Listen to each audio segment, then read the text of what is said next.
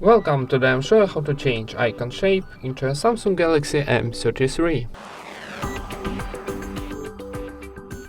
First of all, open your Play Store and in search find X icon changer application.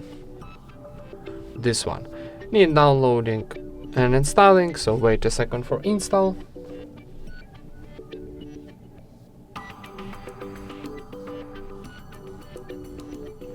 And now tap open.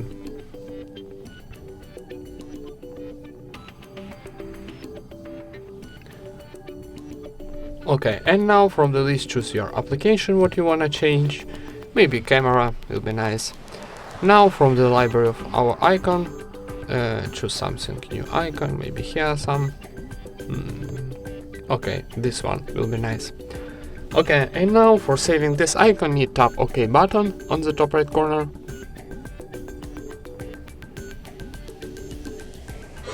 Witaj w Shopee. Kupuj. Sorry for that. Need sometimes need Witaj w Shopee. close Kupuj ads. online gdzie chcesz. Maybe a few times, so because it's free application.